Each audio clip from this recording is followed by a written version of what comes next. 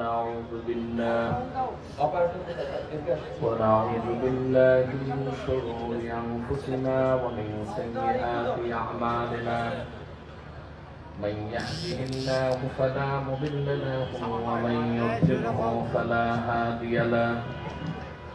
ونشهد أن لا إله إلا الله وحده لا شريك له. ونشهد أن سيدنا وحبيبنا ومولانا محمدا عبد الله ورسوله صلى الله عليه وعلى آله وصحبه وسلم، الذي أكمل الله به قصر النبوة، أي ختم الله به النبوة وحكم لا نبي بعده، وأعلن في القرآن بالبرهان أن محمدا صلى الله عليه وسلم خاتم النبيين والمرسلين، الذي أرسله بالحق بشيرا ونذيرا وداعيا إلى الله بإذنه وسراجا منيرا. وقد قال الله تعالى في كلامه المجيد والفرقان الحميد: أعوذ بالله من الشيطان الرجيم. بسم الله الرحمن الرحيم. يا أيها الذين آمنوا اتقوا الله وكونوا مع الصادقين. صدق الله العظيم وصدق رسوله النبي الكريم، ونحن على ذلك من الشاهدين والشاكرين، والحمد لله رب العالمين. إن الله وملائكته يصلون على النبي. يا أيها الذين آمنوا صلوا عليه وسلموا تسليما. الله أكبر.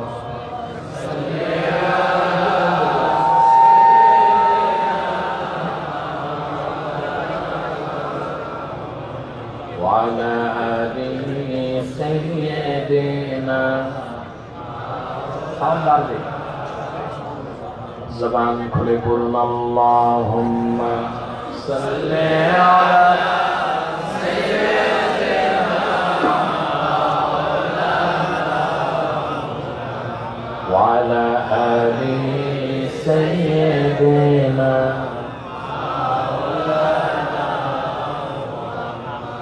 Medina Medina मोमिनों की गुनगुना है,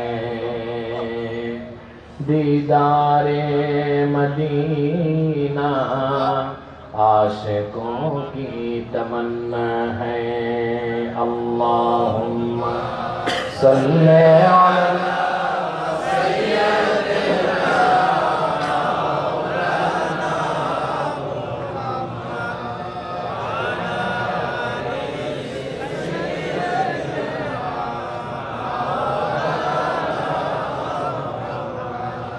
जहाँ रोज़े पाके खैरुल वरा है, वह जन्नत नहीं है तो फिर और क्या है। अल्लाहुम्मा सल्ले अला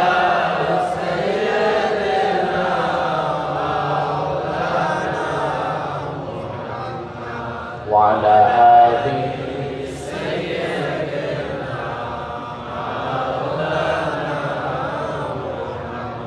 محمد رسول الله صلى الله عليه وسلم ختم الله به النبوة وحكما لا نبي بعده بلغ العلا بكماله كشف الدجى بجماله حسنت جميع صادقه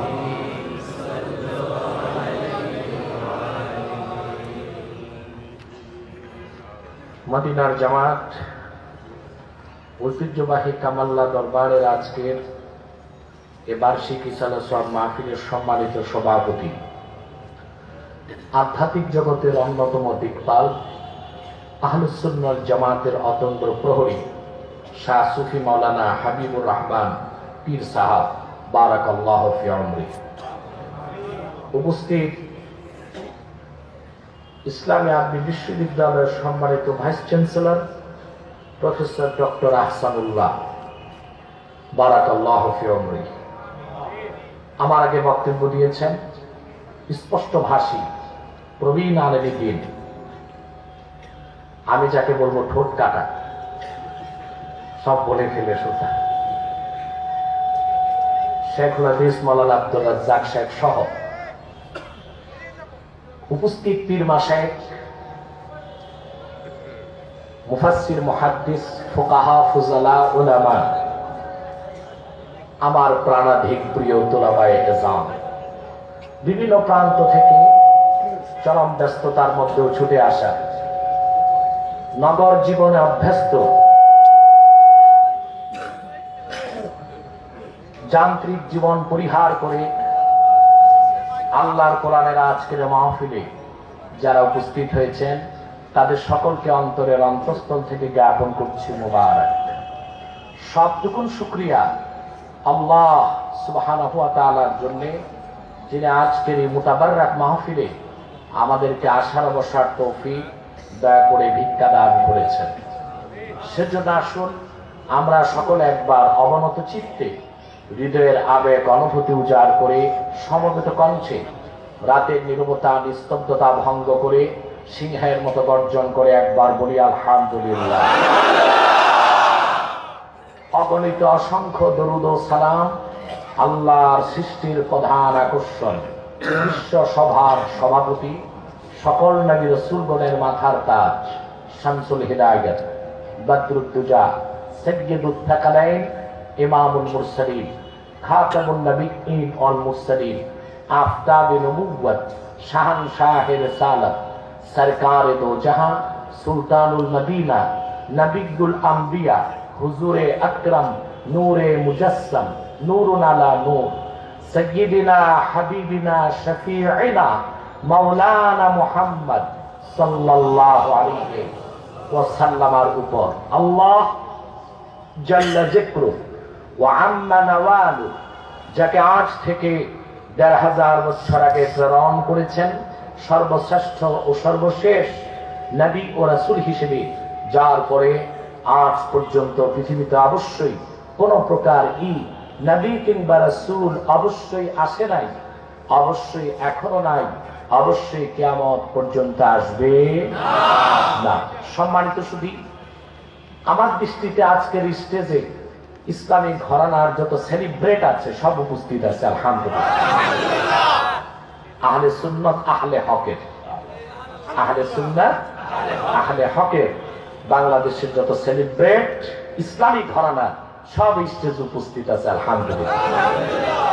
যদি আমাকে পরিচালক মহোদয় বলেছেন আমার সময় আনলিমিটেড, কিন্তু আমি এত বেকুব না যে সব মানুষের সময় একাই নিয়ে নিব। আমি খুব সংক্ষেপে কিছু কথা বলে চলে যাব ইনশাআল্লাহ। আমি আপনাদের সামনে কোরআন কারীম সূরা তাওবা থেকে ১৩০ নম্বর আয়াতটি তেলাওয়াত করেছি। এই আয়াতটিকে কেন্দ্র করে আমরা কিছু কথা শুনবো এবং তার মাধ্যমে আমাদের জাতীয় এবং আন্তর্জাতিক সমস্যাগুলোর সমাধান খুঁজে পাবার চেষ্টা করবো ইনশাআল্লাহ। ভূমিকাতে আমি একটি কথাই বলবো, আমরা এখানে যারা এসেছি আসার পেছনে রাজনৈতিক সামাজিক কোনো স্বার্থ নেই। আমরা এসেছি একমাত্র আল্লাহ তার হাবিবের সন্তুষ্টির জন্য। আর এখানে যারা আমরা এসেছি, আমরা এখানে পার্থিব কোনো বিনিময় চাই না, বিনিময় চাই আল্লাহ তাআলার কাছে। সবচেয়ে বড় বিনিময় এটাই যে আল্লাহ রাব্বুল আলামিন আমাদেরকে ভালোবেসেছেন। সুবহানাল্লাহ। যদি তিনি ভালো না বাসতেন হেদায়েতের পথে আসতে দিতেন না। কোরআন কারীমে তিনি বলেছেন, قل إن الله يضل من يشاء ويهدي إليه من أناب। মুহাম্মদ সাল্লাল্লাহু আলাইহি ওয়াসাল্লাম আপনি বলুন, আল্লাহ যাকে ইচ্ছা তাকে পথভ্রষ্ট করেন, আর বিনয়ের সাথে যে এগিয়ে আসে আল্লাহ তাকে হেদায়েত করে রহমতের কোলে টেনে দেয়। এই যে আল্লাহ দয়া করলেন, কোরআনের পথে আমাদের আসতে দিলেন, এতে আমরা খুশি না বেজার? আর এই কোরআনকে ভালোবেসে বসার কারণে আমাদের মর্যাদা কতটুকু বাড়বে আখেরাতে, তা ভাষায় ব্যক্ত করার কোনো শব্দ আমার স্মৃতি ভান্ডারে নাই। আমি একটি হাদিস শোনাচ্ছি। وعن عائشة أم المؤمنين رضي الله تعالى عنها أنها قالت قال رسول الله صلى الله عليه وسلم الماهر بالقرآن مع السفرة الكرام البررة। উম্মার জননী জ্ঞান তাপসী আম্মা জান হযরত আয়েশা বলেছেন, আল্লাহ রাসূল ইরশাদ করেছেন, আল্লাহর কোরআন যে শিখবে, পড়বে, আমল করবে, কোরআন ভিত্তিক জীবন গঠন করবে, কাল কিয়ামতের দিন আল্লাহ পাক জিবরিল, মিকাইল, ইসরাফিল, মালাকুল মউতের সমান মর্যাদা তাকে দান করবে। এই যে সৌভাগ্য আমাদের অপেক্ষায় আছে, এতে আমরা খুশি না বেজার? ভূমিকা শেষ।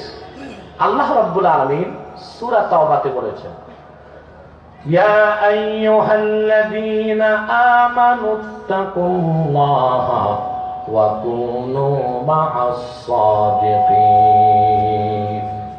হে বান্দারগণ, আল্লাহকে ভয় করো এবং সত্যবাদীদের সঙ্গী হও। সুবহানাল্লাহ। কয়টা নির্দেশ?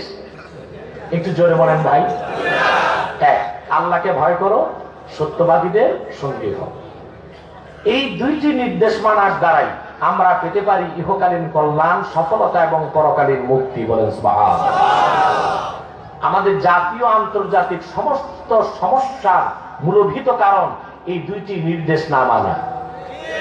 আজ বাংলাদেশে বিরাজ করছে অস্থিরতা, সংকটময় কাল বাংলাদেশ অতিক্রম করছে। চতুর্দিকে দুর্নীতি, ত্রাস, সন্ত্রাস, নেশা মানুষকে আসক্ত করেছে। বিভ্রান্ত মানুষ অপেক্ষায় আছে শান্তি এবং সুখের জন্য।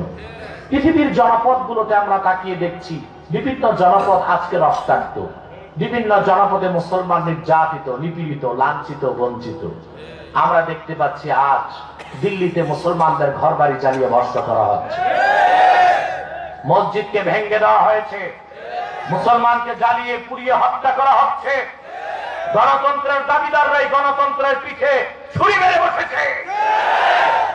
এই সব জাতীয় এবং আন্তর্জাতিক সমস্যার সমাধানের জন্য দুটো জিনিস আমাদের বেছে নিতে হবে। এক, আল্লাহর ভয়। ভয় করতে হবে কাকে? আর সঠিক নেতৃত্ব খুঁজে নিতে হবে। ওই নেতৃত্বের জন্য আল্লাহ বলেছেন, ওয়া কুনু মা'আস সাদিকিন, সত্যবাদীদের সঙ্গী হও। সুবহানাল্লাহ বলেন।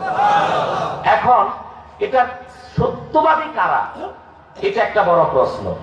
আমরা যারা পীরি মুরিদি করি, আমরা বলি আল্লাহ বলছেন পীর ধরতে, আর যারা আন্দোলন করে তারা বলে আল্লাহ বলছেন নেতা ধরতে। আমরা বলি আল্লাহ বলছেন কি করতে? পীর ধরতে। আর যারা আন্দোলন করে ওরা বলে আল্লাহ বলছেন নেতা ধরতে।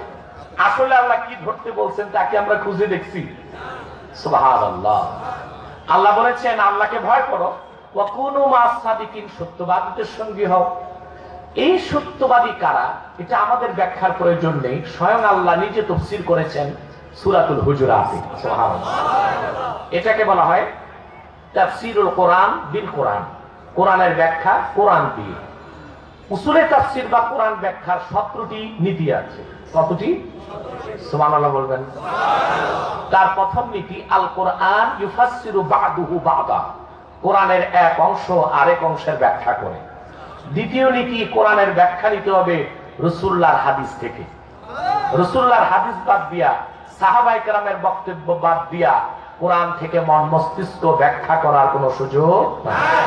যারাই উসুলে তাফসীরের নীতি ভঙ্গ করে কোরআনের ব্যাখ্যা করেছে, তারাই পৃথিবীতে বড় বড় ফিতনা ফাসাদ এবং বেদাত সৃষ্টি করেছে।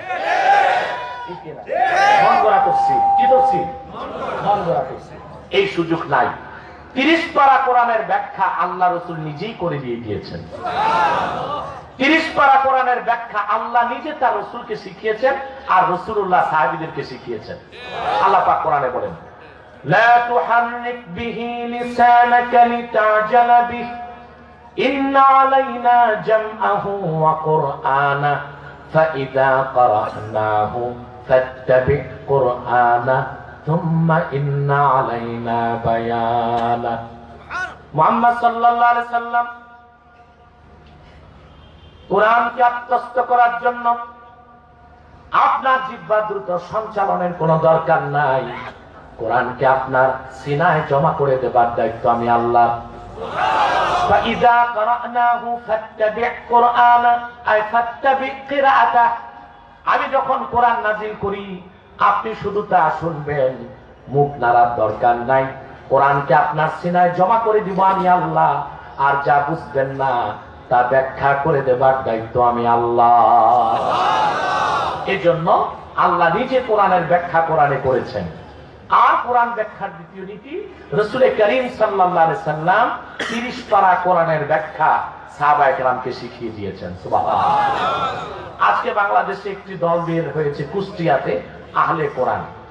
এতদিন তো শুনতেন আহলে হাদিস, এখন বের হয়েছে আহলে কোরআন। তারা কোরআন মানে হাদিস মানে না।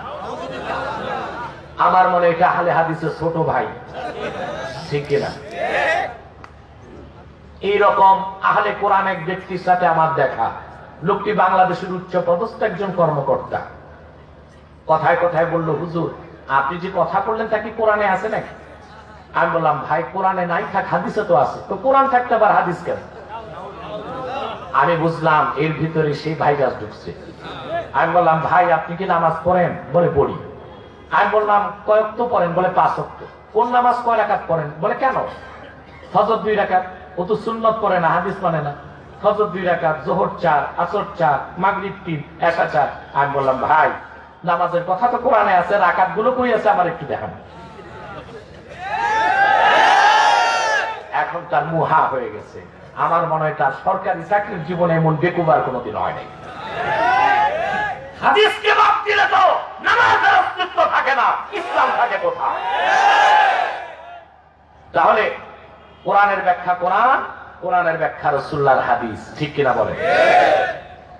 আমার ভাইয়েরা, আল্লাহর হাবিব সাহাবায়ে কেরামকে কোরআনের ব্যাখ্যা শিখিয়েছেন। কেমন ভাবে শিখিয়েছেন? সাহাবায়ে কেরামের মধ্যে কোরআনের সবচেয়ে বেশি তাফসীর যিনি বুঝতেন তিনি রাসূলুল্লাহর চাচাতো ভাই আব্দুল্লাহ বিন আব্বাস রাদিয়াল্লাহু তাআলা। নাম শুনছেন না? হাদিস সাক্ষী, আল্লাহ রাসূল সাল্লাল্লাহু আলাইহি ওয়াসাল্লাম যখন দুনিয়া থেকে বিদায় নিয়েছেন, আব্দুল্লাহ বিন আব্বাসের বয়স ছিল মাত্র 14 বছর। বালেগ না না বালেগ? জোরে বলেন ভাই। বুখারী প্রথম খণ্ড কিতাবুল ইলমে এসেছে, ইবনে আব্বাস নিজে বলেছেন, আমি রাসূলুল্লাহ যখন বিদায় হজ্জের পরের দিন মিনাতে গেলেন, আমি নামাজে শরীক হলাম। কদ নাহাসতুল ইহতিলাম, আই কদ কারাবতুল ইহতিলাম। আমি বালেগ হই নাই, বালেগ হওয়ার কাছাকাছি বয়সে পড়ছি। না বালেগ ছিল।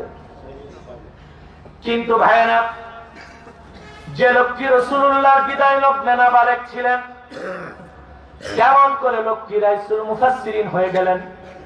আবু বকর, ওমর, ওসমান, আলীর মতো মানুষও কোরআন বুঝার জন্য এই বাচ্চা সাহাবীর কাছে দৌড়াতেন। জবাবটা আব্দুল্লাহ বিন আব্বাস নিজে দিয়েছেন যে আমি একদিন রাসূলুল্লাহর জন্য ওযুর পানি নিয়ে দাঁড়িয়ে আছি। রাসূলুল্লাহ এত খুশি হলেন, আমাকে বুকের সাথে জড়ায় ধরলেন। দাম্মানি রাসূলুল্লাহ সাল্লাল্লাহু আলাইহি ওয়াসাল্লাম ফাকালা আল্লাহুম্মা আল্লিমহু তাওয়িল। রাসূলুল্লাহ বুকের সাথে জড়ায় ধরলেন। অন্য রাওয়ায়াতে আমার বুকে একটা থাপ্পড় দিলেন আর বললেন, আল্লাহ আমার এই ছোট্ট ভাইটারে কোরআনে ইলম দাও। হাদিস সাক্ষী, নূর নবীর নূরের হাতে একটি পরশ লাগার সঙ্গে সঙ্গে আল্লাহ পাক 30 পারা কোরআনের তাফসীর আব্দুল্লাহ বিন আব্বাসের সিনায় মুসাজ্জাল করে দিলেন। অতএব কোরআন আর রাসূলুল্লাহর হাদিসের বাইরে কোরআন ব্যাখ্যার কোনো সুযোগ নাই। আল্লাহ পাক সূরা তাওবায় বললেন কুনু মাস সাদিকিন, সত্যবাদীদের সঙ্গে হও। সত্যবাদী কারা? আল্লাহ নিজে তাফসীর করলেন সূরা হুজুরাতে, বলেন সুবহানাল্লাহ।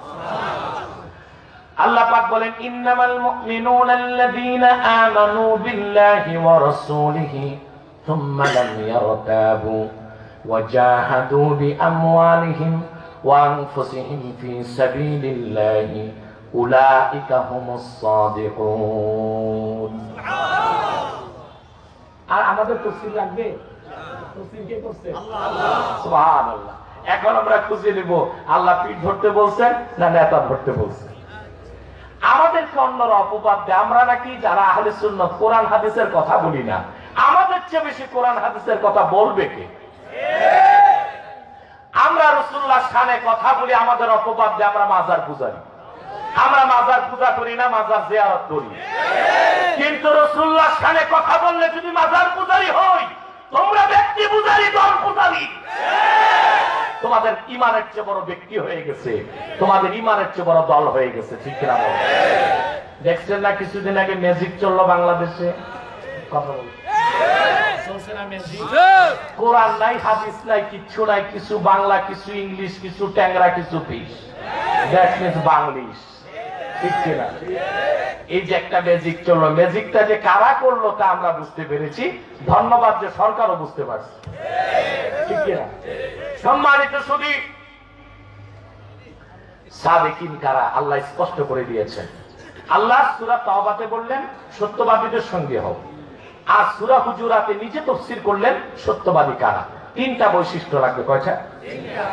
ইন্নামাল মুমিনুনা আল্লাযীনা আমানু বিল্লাহি ওয়া রাসূলিহি, পরিপূর্ণ মুমিন তো তারাই যারা বিশ্বাস স্থাপন করেছে আল্লাহর উপর, বিশ্বাস স্থাপন করেছে মুহাম্মদ সাল্লাল্লাহু আলাইহি ওয়াসাল্লামের উপর।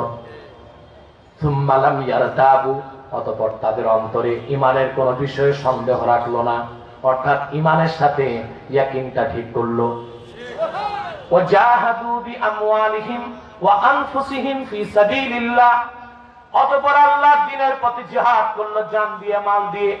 এই তিনটি কাজ যাদের মধ্যে পাওয়া যাবে উলাইকা হুমুস সাদিকুন, তারাই সত্যবাদী। তাদের সঙ্গী হও, তাদেরকে পীর বানাও, তাদেরকে নেতা বানাও। কত জিনিস লাগবে? ঈমান, ইয়াকিন, জিহাদ। ঈমান, ইয়াকিন, জিহাদ। জিহাদ বলতে আবার জেএমবির জিহাদ আর আইএস এর জিহাদ বুঝবেন না, সেটার ব্যাখ্যা আমি দিয়ে দিব ইনশাআল্লাহ। প্রথম কি লাগবে? সর্বশক্তি দিয়ে বলেন কি লাগবে? আমি মাইক অপারেটরকে অনুরোধ করব যদি সম্ভব হয় একটু সাউন্ডটা বাড়াও, একটু বাড়াও, আর একটু সফট করতে হবে। সম্মানিত সুধী, কথা খেয়াল করছেন? যারা দাঁড়িয়ে আছেন আপনাদের কোমরের হাড্ডি খুব শক্ত, আমি বুঝতে পেরেছি। যদি আমাদের অর্ডিন্যান্সে খুব একটা জায়গা নাই, তারপরে একটু ফাঁকে ফোকে বসতে পারেন আপনারা। তাহলে আল্লাহ বলেছেন সত্যবাদীদের সঙ্গী হতে, সত্যবাদীদের পীর বানাতে, নেতা বানাতে। সত্যবাদী হতে হলে কয়টা জিনিস লাগবে? একটু আওয়াজ দিয়ে বলি ভাই। প্রথম কি? এই ঈমান হলো আসল জিনিস। সুবহানাল্লাহ। আগে ঈমান, তারপর ইসলাম, ঠিক কিনা? অনেক জটিল আলোচনা। যারা আমার কাছে সহিহ বুখারী পড়ে, শুধু ঈমানের সংজ্ঞাটাই তাদেরকে দিতে আমাদের 7 দিন লাগে। কদিন? আর আলেমরা তো আমার চেয়ে ভালো বুঝেন, আর সাধারণ জনগণকে বেশি বুঝালে বুঝবেন না কিছু। কারণ হযরত আলী বলেছেন কাল্লিমুন নাসা কাদরা উকুলিহিম, মানুষের জ্ঞান যদ্দূর কথা বলো তদ্দূর। বেশি জটিল কঠিন কথা বলে পাণ্ডিত্য প্রকাশ করা চরম মূর্খতা। আপনারা বুঝবেন যতটুকু ততটুকু বলছি। মুহাদ্দিসগণ বলেন ইন্না বাইনাল ঈমানে ওয়াল ইসলামে ওয়াজহাল উমুমি ওয়াল খুসুস, ঈমান ও ইসলামের মধ্যে আম খাসের সম্পর্ক। প্রত্যেক মুমিন মুসলিম নাও হতে পারে, কিন্তু প্রত্যেক মুসলিমকে মুমিন হতেই হবে। বুঝেন নাই? প্রত্যেক মুমিন মুসলিম নাও হতে পারে, কিন্তু প্রত্যেক মুসলিমকে মুমিন। সুবহানাল্লাহ। আগে ঈমান, তারপর কি? এটার পক্ষে আমি দুটো এভিডেন্স দিচ্ছি। একটি সূরা বাকারা 208 নম্বর আয়াতে আল্লাহ পাক বলেছেন ইয়া আইয়ুহাল্লাযীনা আমানু দুখুলু ফিস-সিলমি কাফা ওয়া লা তাত্তাবি'উ খুতুওয়াতিশ শাইতান। ঈমানদারগণ, তোমরা পরিপূর্ণভাবে ইসলামে প্রবেশ করো। তাহলে বোঝা যায় ঈমান আনার পর ইসলামে ঢুকতে হবে, ঠিক কি না? দুই, আরেকটি হাদিস, হাদিসটি বুখারীতে আছে, মুসলিমে আছে, রিয়াদুস সালিহিনে আছে, মিশকাতে আছে, অনেক হাদিসের কিতাবে এসেছে। ইখতিলাফুল আলফাজ, শব্দ ভিন্ন ভিন্ন। মুসলিমে এসেছে হযরত জিবরিল একদিন রাসূলুল্লাহর খেদমতে আসলেন মানুষের সুরতে। এটা আওয়াজ দিয়ে বলি না ভাই সুবহানাল্লাহ। পূর্বের নবী কারো কাছে জিবরিল এসেছেন একবার, দুইবার, 7 বার, 10 বার, আর আমার নূর নবীর কদমে জিবরিল এসেছে 23 বছরে 24,000 বার। আল্লাহু আকবার। কতবার? 6 বছরে।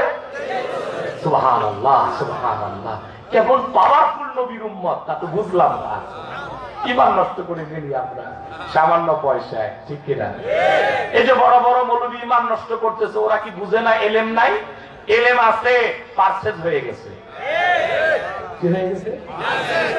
আমি বলবো না তাদের এলেম নাই, আছে। মোল্লা ফৈজির এলেম ছিল না? বাদশাহ আকবর, ওরে আকবর বলাও ঠিক না, খবিস। এই দ্বীনে এলাহি আবিষ্কার করেছিল, জঘন্য কুফর করেছিল। তার সমস্ত কুফরিকে ফতোয়া দিয়া জায়েজ করতে মোল্লা ফৈজি। 2 ভাই ছিল, মোল্লা আবুল ফজল ফৈজি আর আবুল ফজল আল্লামী। কয় ভাই? এই 2 ভাই ছিল শিয়া।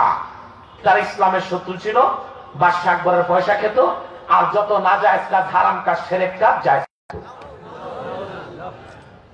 একবার চ্যালেঞ্জ হলো, কে কত সুন্দর তাফসীর লিখতে পারে? মোল্লা ফৈজি একটা তাফসীর লিখেছে 30 পারা কোরআনের।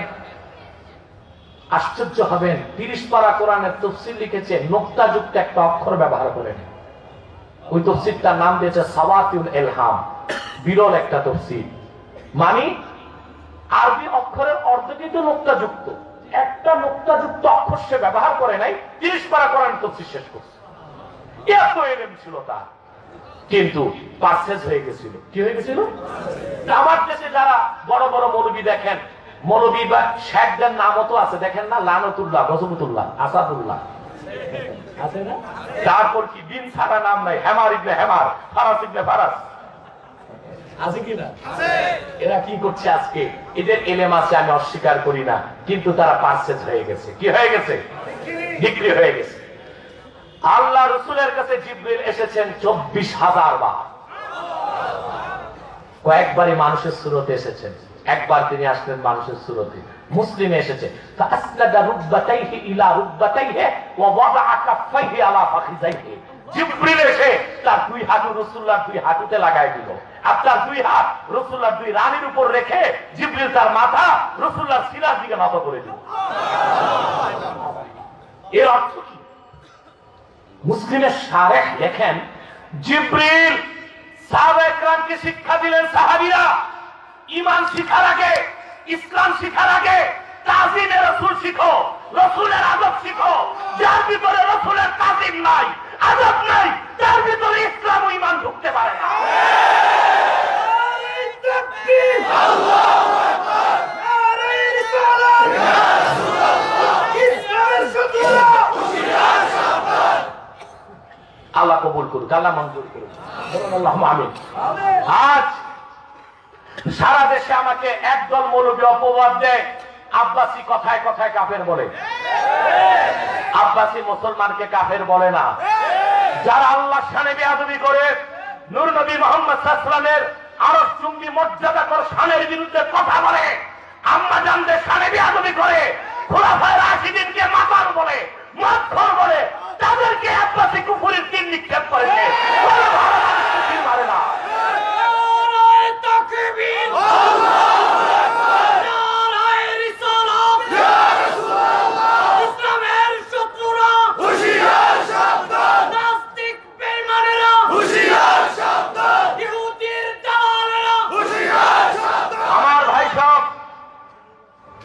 একটি মানুষ মনে রাখবেন, মুমিন হতেও দেরি লাগে না, কাফের হইতেও দেরি লাগে না। কুফরি শব্দ উচ্চারণ করলেই কাফের হয়ে যাবে। এই ব্যাপারে ইমাম বুখারী একটা বাব কায়েম করছেন বুখারী কিতাবুল ঈমানে। বাব কুফরানিল আশির ওয়া কুফরিন দুনা কুফর। এর মুহাদ্দিসরা জানেন, শেখুল হাদিসরা তারজামাতুল বাব আছে। এর ব্যাখ্যায় তারজামাতুল বাবের আলোচনায় বদরুদ্দিন আইনি লিখেছেন, ওয়াকাল আল জামহুর ইন্নাল ইনসানা ইউকাফফারু বিকালিমাতিল কুফরি আও বিল ফি'লিল মুজিব ওয়া ইন লাম ইয়ালাম আন্নাহু কুফরুন। জামহুর উলামা একমত, কোন ব্যক্তির দ্বারা যদি কুফরি কথা বের হয় বা কুফরি কাজ প্রকাশ পায়, ইউকাফফার, কাফফারা ইউকাফফিরু তাকফির বাবে তাফকিল থেকে এর অর্থ তাকে কাফের বলা হবে, কাফের বানানো হবে। যদি কারো দ্বারা কুফরি কথা বের হয়, কুফরি কাজ হয়। ওয়া ইন লাম ইয়ালাম আন্নাহু কুফরুন, যদি ব্যক্তি নাও জানে কথাটা কুফরি, কাজটা কুফরি।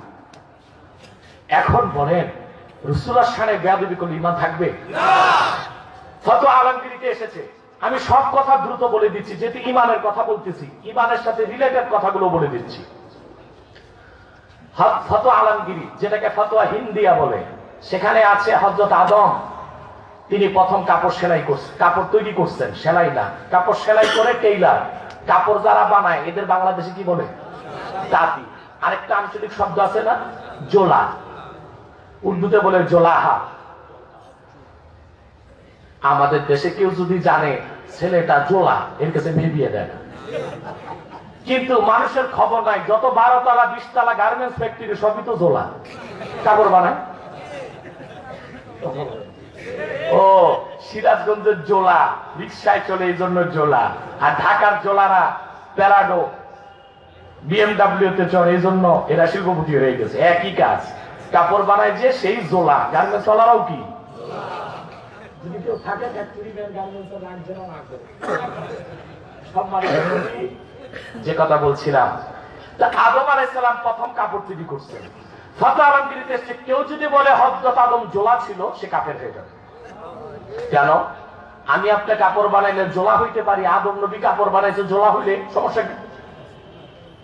আল্লাহ রাসূল বলেছেন ইউনূস ইবনে মিত্তাকে কেউ যদি বলে কাঠ মিস্ত্রি, সে কাফের হয়ে যাবে। আসলে তিনি কাফের কাজ করতেন। তার কারণ হলো ফতোয়া কাজীখানে এসেছে, ইন্না ইস্তিগফাফাল আমবিয়াই কুফরুন, নবীগণের শান খাটো করা কুফরি। হযরত আদমকে জোলা বললে শান খাটো হয়, ইউনূস নবীকে কাঠ মিস্ত্রি বললে শান খাটো হয়। কথা বলেন। এখন কেউ যদি আল্লাহর শানে বলে আবেহালা, আল্লাহর শান খাটো হয় না? নবী মুহাম্মদ সাল্লাল্লাহু আলাইহি ওয়াসাল্লামের শানে যদি বলে, যেটা আমাদের ক্ষেত্রে আসে সিক্স প্যাক, এরকম শব্দ ব্যবহার করে রাসূলুল্লাহর শানে গাফলতি হয় না? আম্মা জানদেরকে যদি বলে মা খাদিজাকে ইনটেক ছিল না, তালাক্কা, বুড়ি, 3 বার ইউজ, আরে কোন ইহুদিও তো এই কথা মুখে আনতে পারে নাই। তারপরে হযরত আলী মাতাল ছিলেন, অথচ হযরত আলী ঈমান এনেছেন 12 বছর বয়সে। আর হযরত আলীর জন্ম কাবাগরের ভিতরে, এই জন্য ওনার মায়ের কোন নেফাসের রক্ত বের হয়নি। হযরত ওমরকে বলছে মাতাল ছিল। এত লাগামহীন বক্তব্যের পর তাদেরকে আমরা কুফরি ফতোয়া দেই, দোষটা আমাদের হয়ে যায়। চোর চুরি করছে তার দোষ না, ম্যাজিস্ট্রেট রায় দিছে 10 বছর জেল, ম্যাজিস্ট্রেটের দোষ। এটাই হইছে না?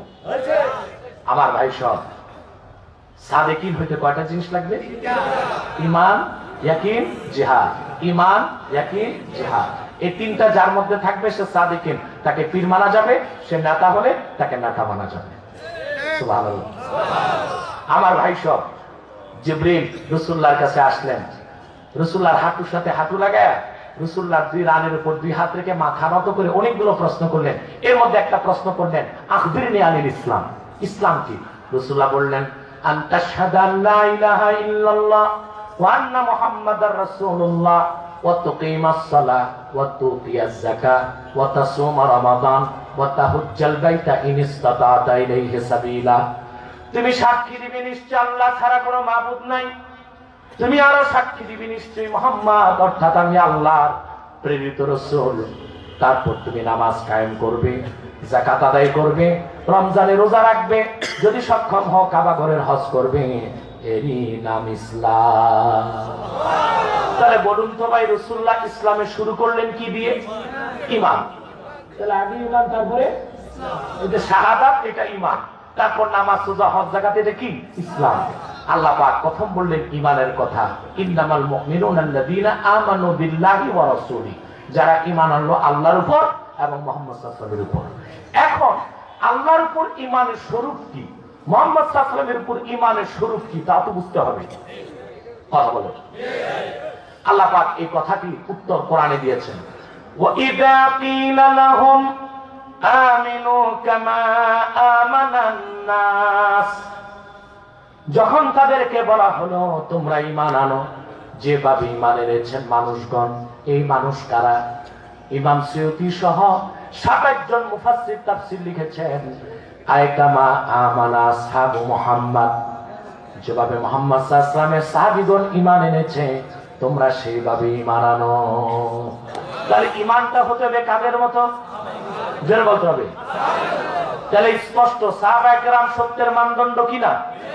আমাদের দেশে একদল পথভ্রষ্ট আছে, তারা সাহাবায়ে কেরামকে সত্যের মানদণ্ড মানে না। আহলে সুন্নতের বিশ্বাস as-সাহাবাতু কুল্লুহুম উদুল, সমস্ত সাহাবী ছিলেন ন্যায়পরায়ণ এবং সমস্ত সাহাবী সত্যের মানদণ্ড, ঠিক কিনা বলেন? ঈমানের ক্ষেত্রে যদি তারা মানদণ্ড হয়, অন্য সকল ক্ষেত্রে তারা আমাদের মানদণ্ড, ঠিক কিনা বলেন? আমার ভাই সব, আল্লাহর উপর ঈমান আনতে হবে। আল্লাহ এক, আল্লাহকে বিশ্বাস করতে হবে আল্লাহর একত্বটি বিশ্বাসের সাথে, ঠিক কিনা বলে? আল্লাহর উপর ঈমান আনলাম এটা বললেই ঈমান চলে আসবে না। ঠিক সেভাবে মুহাম্মদ সাল্লাল্লাহু আলাইহি ওয়াসাল্লাম আল্লাহর রাসূল এতটুকু বললে হবে না, ঈমান আনতে হবে মুহাম্মদ সাল্লাল্লাহু আলাইহি ওয়াসাল্লাম আল্লাহর রাসূল এবং সর্বশেষ নবী ও রাসূল। ওনার শরীয়ত সর্বশেষ শরীয়ত, ওনার আনিত কিতাব সর্বশেষ কিতাব, ওনার দ্বীন পরিপূর্ণ দ্বীন, ঠিক কিনা বলে? এইভাবে বিশ্বাস আনতেই হবে। কেউ যদি বলে আল্লাহ রাসূলকে আমি বিশ্বাস করি, তবে আল্লাহ রাসূল শেষ নবী, এটা যদি সে বিশ্বাস না করে, সে মুসলিম না মুসলিম?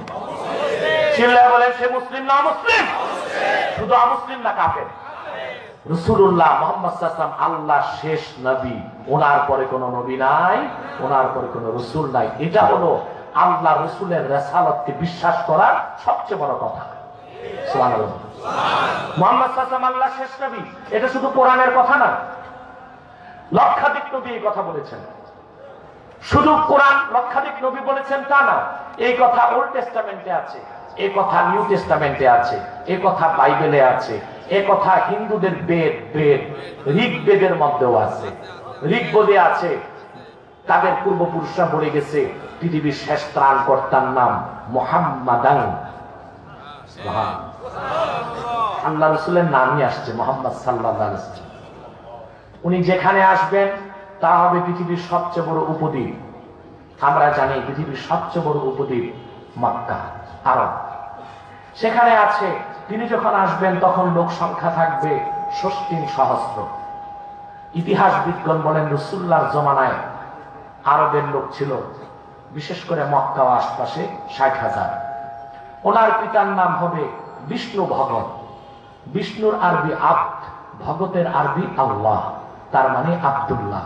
ওনার মাতার নাম হবে সুমতি, যার আরবি আমেনা। সুবহানাল্লাহ। মুহাম্মদ সাল্লাল্লাহু আলাইহি ওয়াসাল্লাম আল্লাহর শেষ নবী, এটা কোরআনের কথা, লক্ষাধিক নবীর কথা, ওল্ড টেস্টামেন্টের কথা, নিউ টেস্টামেন্টের কথা, বাইবেলের কথা, পুরাণের কথা। তাই বলি মুহাম্মদ সাল্লাল্লাহু আলাইহি ওয়াসাল্লাম আল্লাহর শেষ নবী, এটা যে বা যারা বিশ্বাস করে না তারা ইতিহাসের সবচেয়ে নিকৃষ্ট কাফের। ঠিক কি না বলেন? আমরা খাতমে নবুয়তের ব্যাপারে আমাদের কণ্ঠ আরো সোচ্চার হতে হবে, ঠিক কিনা? লামাযহাবী বলেন, ওয়াহাবী ফিরকা বলেন, এরা আমাদের শত্রু, কিন্তু খাতমে নবুয়ত অস্বীকারীরা আমাদের সবচেয়ে বড় শত্রু, ইসলামের শত্রু, ঠিক কিনা বলেন? মুহাম্মদ সাল্লাল্লাহু আলাইহি ওয়াসাল্লাম আল্লাহর শেষ নবী, এটা যতক্ষণ আপনি বিশ্বাস না করবেন ততক্ষণ আল্লাহ রাসূলের রিসালাতকে বিশ্বাস হবে না, হবে না। আমার ভাই সব, এই হলো ঈমান। এটা কি? তারপর আল্লাহ বলেন সুম্মা লাম ইয়ারতাবু, অতঃপর ঈমানের কোন বিষয়ে মনে সন্দেহ পোষণ করলো না। এটার নাম ইয়াকিন। এটার নাম কি? ঈমানের তিনটা পর্যায় আছে। ইকরার বিল লিসান, মুখে স্বীকার, তাসদীক বিল জানান, অন্তরে বিশ্বাস, ইতিয়ান বিল আহকাম, ফরজ ওয়াজিব সুন্নাত মেনে নেওয়া। ঈমানের যেই অংশের সম্পর্ক মনের সাথে তাকে বলে ইয়াকিন। এই ইয়াকিনটা কারো বেশি হয়, কারো কম হয়। আল্লাহ তাআলা ঈমানের সাথে ওই ইয়াকিনকে মজবুত করতে বলেছেন। ঠিক না? ইয়াকিনটা আমি একটু বুঝাই দিই। আপনারা যেহেতু পীর মুরিদের সাথে জড়িত, আপনারা ইয়াকিন বুঝেন, আমি আর একটু সহজে বোঝাচ্ছি। ইয়াকিন তিনটা স্তর। কয়টা? ইলমুল ইয়াকিন, আইনুল ইয়াকিন, হাক্কুল ইয়াকিন। অনেক দূরে ধোঁয়া উঠতেছে, ছোট্ট বাচ্চা তার বাপকে বলল, বাবা ওখানে কি? বাবা বললেন, ওখানে আগুন আছে। ছেলে বলল, বাবা আগুন তো দেখা যায় না। বাবা বললেন, বাচ্চা আগুন ছাড়া ধোঁয়া হয় না। আগুন ছাড়া এই যে আপনি ধোঁয়া দেখে আগুনকে বিশ্বাস করলেন, এটার নাম ইলমুল ইয়াকিন।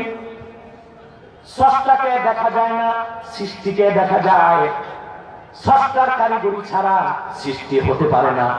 সেই জন্য সৃষ্টি দেখে মহান স্রষ্টাকে বিশ্বাস করলেন, এর নাম হলো ইলমুল ইয়াকিন। এর নাম কি? যারা নাস্তিক, বিজ্ঞান পূজারী, জড়বাদী, তাদের সূত্র হলো সিইং ইজ বিলিভিং। যা দেখি তাই বিশ্বাস করি, যা দেখি না তা। আমি বলি এর চেয়ে আনসাইন্টিফিক, অযৌক্তিক, গাঁজাখুরি কোন সূত্র নাই। কারণ আমরা এমন অনেক কিছু দেখি যা চরম মিথ্যা, আবার এমন অনেক কিছু দেখি না যা চরম সত্য। যেমন আপনি ঢাকা চট্টগ্রাম রোডে 100 কিলোমিটার গতিতে চট্টগ্রামের দিকে দৌড়াচ্ছেন, ডানে বামে তাকিয়ে দেখবেন গাছগুলো 100 কিলোমিটার গতিতে ঢাকার দিকে দৌড়াচ্ছে। যা দেখি তাই যদি সত্য হয়, তাহলে বলতে হয় আমি দৌড়াই চট্টগ্রাম, গাছ দৌড়ায় ঢাকা। ভাই আপনারা কি ঘুমাইছেন নাকি? আমি একটু ব্যারোমিটার চাপবো, কে কে ঘুমান হাত উঠান।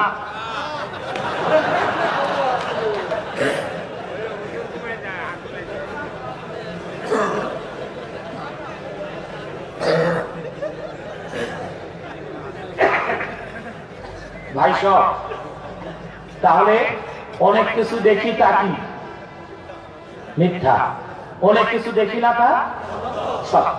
মনে কষ্ট নেবেন না, বাড়ি যে দেখছেন আপনার প্রাণাধিক প্রিয় স্ত্রী আরেকজনের সাথে পালাই গেছে, কষ্ট পাইলেন না? কথা বলেন। এমন কষ্ট পাইলেন সিআরবি আটাক মারা গেছে। গুলিতেও মানুষ মরে না অনেক সময়, কিন্তু কষ্ট কি জিনিস, মরে গেছে, এই কষ্ট কই আছে?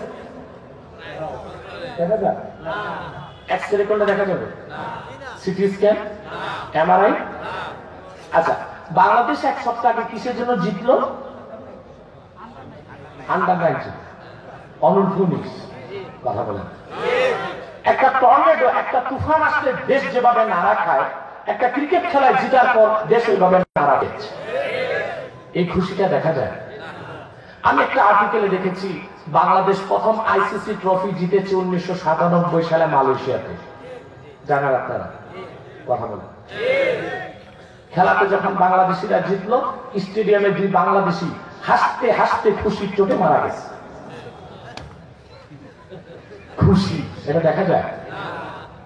তাহলে অনেক কিছু দেখা যায় তা চরম মিথ্যা, অনেক কিছু দেখা যায় না তা সুবহানাল্লাহ। আমার আল্লাহকে দেখা যায় না, কিন্তু ওনার চেয়ে সত্য আর কিছু নাই। সৃষ্টি যতটুকু বাস্তব, তার চেয়ে বেশি বাস্তব আমার সত্য আল্লাহ রাব্বুল আলামিন। এই যে না দেখে বিশ্বাস, এটা ইলমুল ইয়াকিন। এটা কি? আল্লাহ ছিলেন, আছেন, থাকবেন। এই বিশ্বাসটা তিনি মানুষের মন মস্তিষ্কে জন্মগতভাবে গেঁথে দিয়েছেন। আমি একটা ফিকহের মাসালা শুনাই। ইমাম আযম আবু হানিফা রাহমাতুল্লাহর একটা কিতাব আছে আল ওয়াসিয়া, কি নাম? 10-12 পৃষ্ঠা। এটার আরবি ব্যাখ্যা লিখেছে মোল্লা আলী কারি, প্রায় 250 পৃষ্ঠা। শারফি খিল আকবরে আছে। ইমাম আযম লিখেছেন, পৃথিবীর এমন কোন জনপদ যদি থাকে যেখানে ইসলামের দাওয়াত পৌঁছে নাই, ওই এলাকার মানুষদের হাসর ময়দানে সুয়াল জবাব কি হবে? তারা জান্নাতে যাবে না জাহান্নামে যাবে? এই প্রশ্নটা আমাদের মনে জাগে কিনা? এমন জনপদ পৃথিবীতে কি নাই যেখানে ইসলামের দাওয়াত এখনো যায় নাই? আমি 2টো জায়গার নাম বলছি।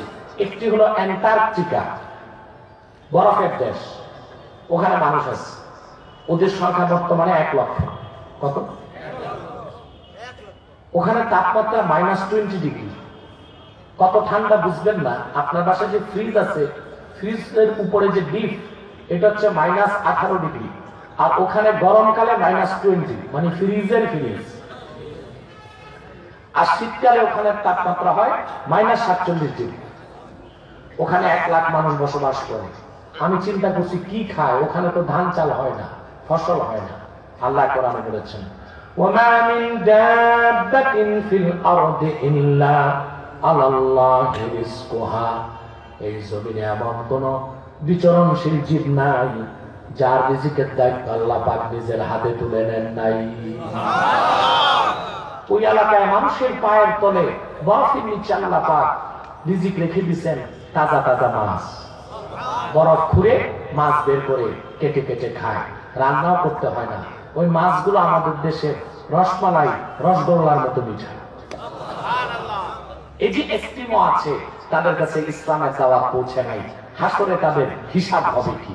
আরেকটা জায়গার নাম বলি, পৃথিবীতে একটা জঙ্গল আছে, অ্যামাজন জঙ্গল। আপনারা যাকে আমাজন বলেন, আসল উচ্চারণ অ্যামাজন। 9টা দেশ নিয়ে একটা জঙ্গল, 9টা দেশ।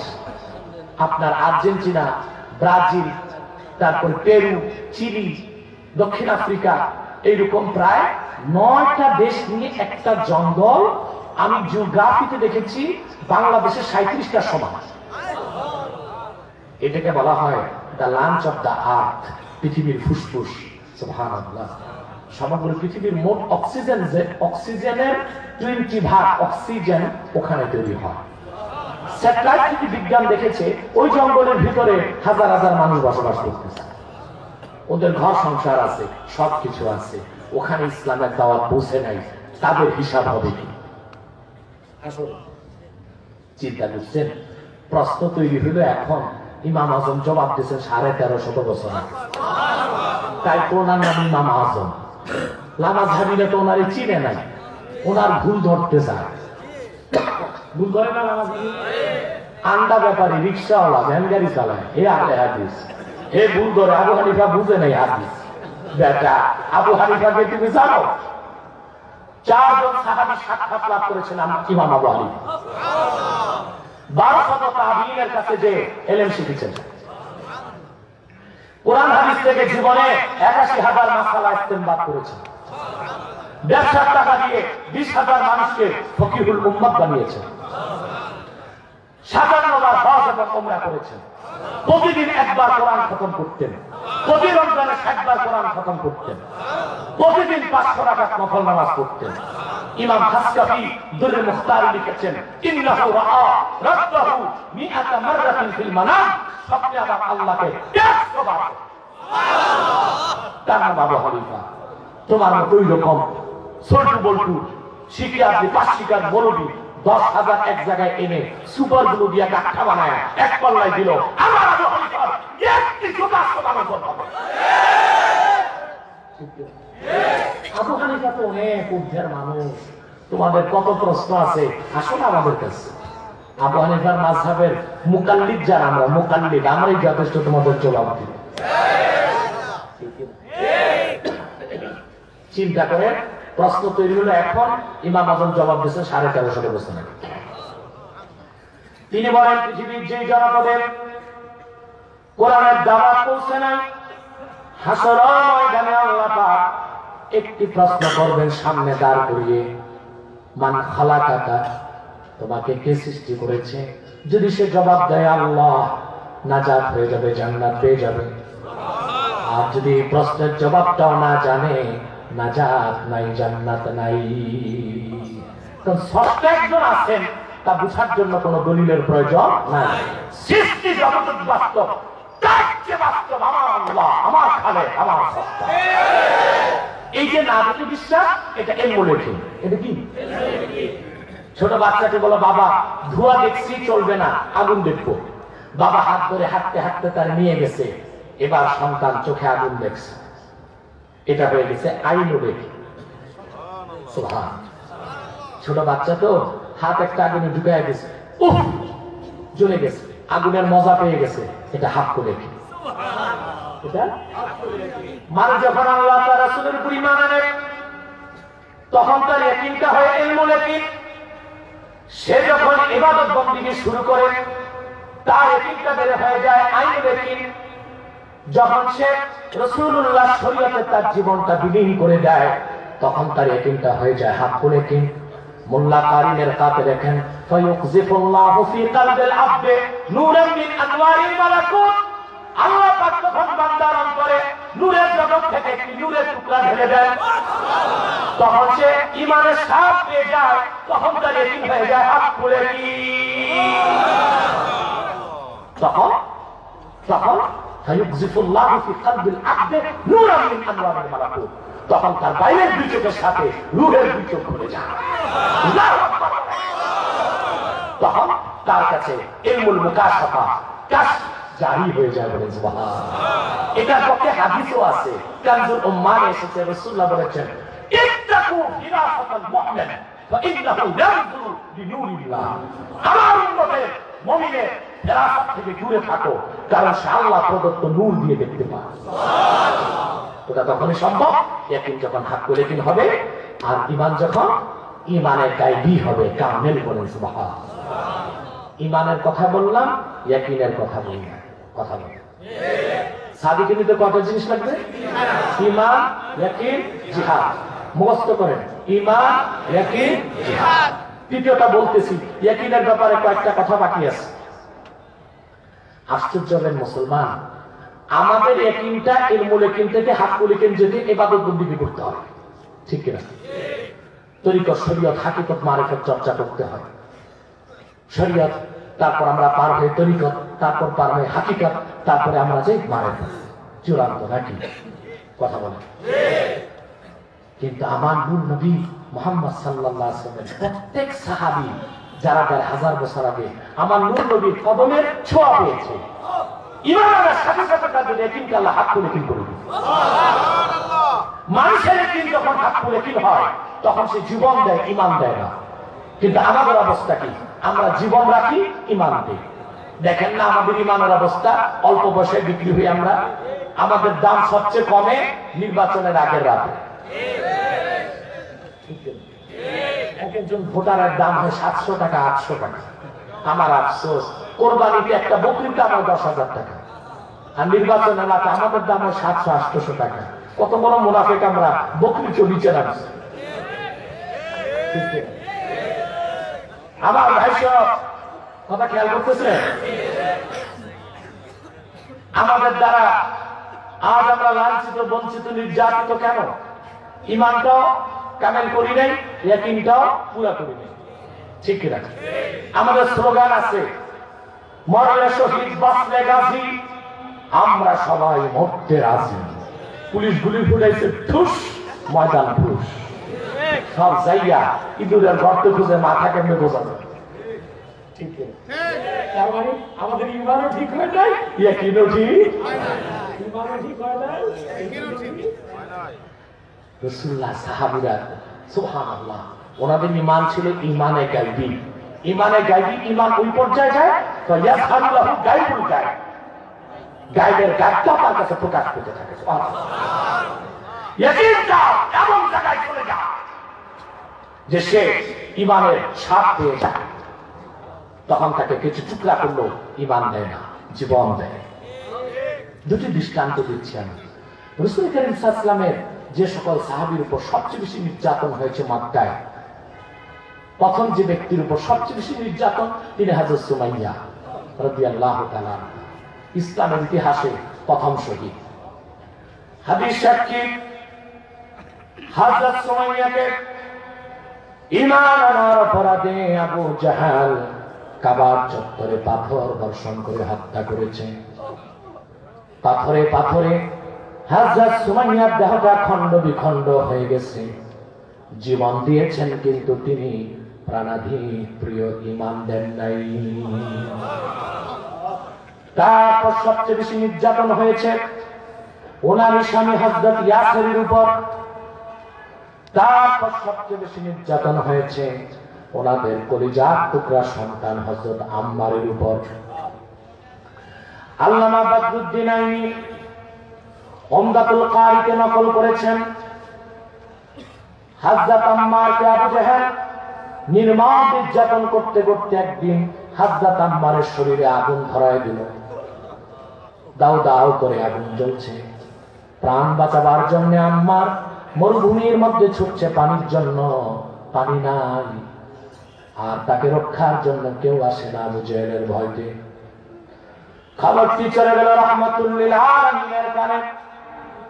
আমার নূর নবী বের হয়ে আসলেন, আম্মারের সামনে দাঁড়িয়ে পানিও নিলেন না, বালুও নিলেন না, শুধু আগুনকে ধমক দিয়ে বললেন, ইয়া নারু কুনি বারদাও ওয়া সালামান আলা আম্মারিন কামা কুনতে আলা ইব্রাহিম।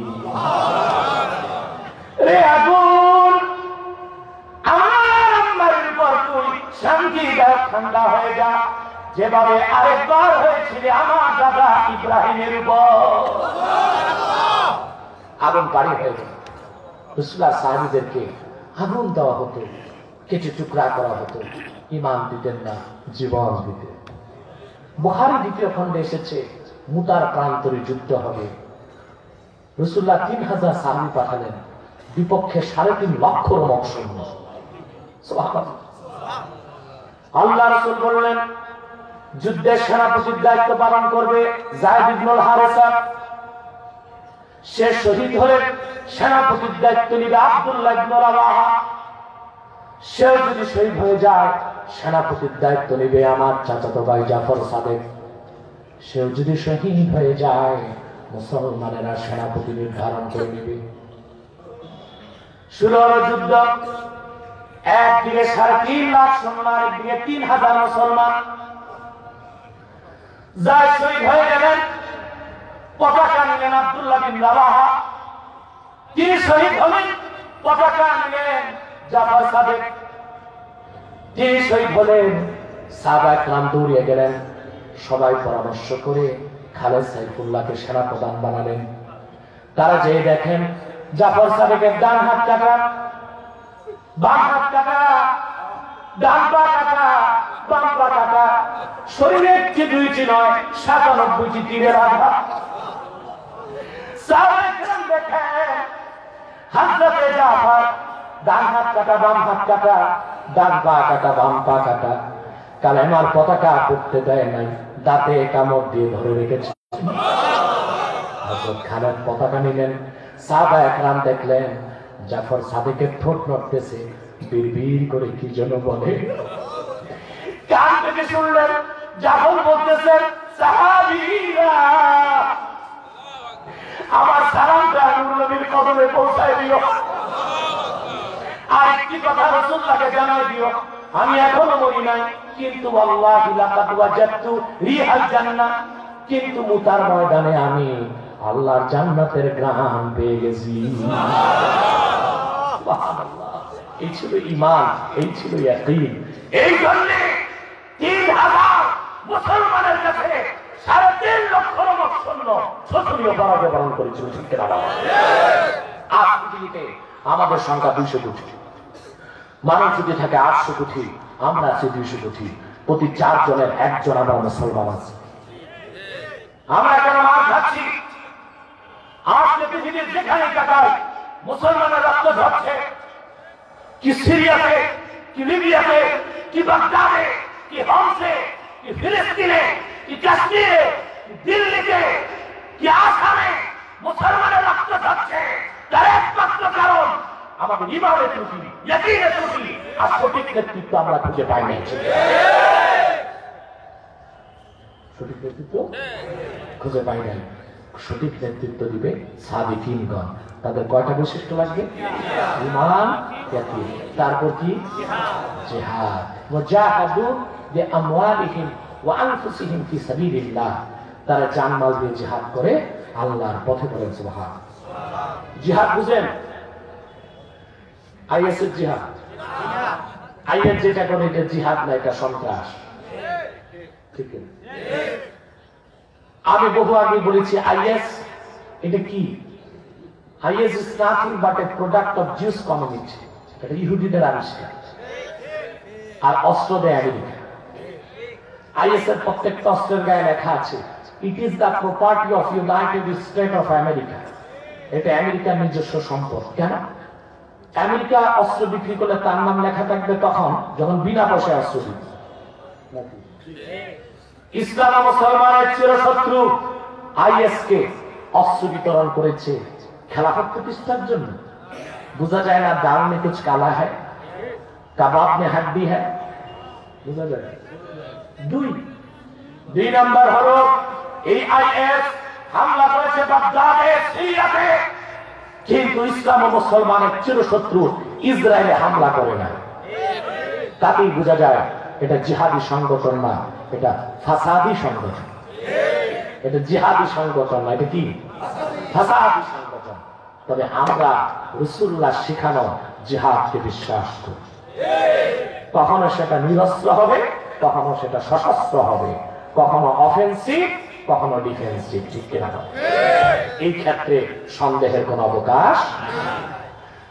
নামাজ যেভাবে কিয়ামত পর্যন্ত থাকবে, রোজা কিয়ামত পর্যন্ত থাকবে, জিহাদ ফি সাবিলিল্লাহ কিয়ামত পর্যন্ত থাকবে।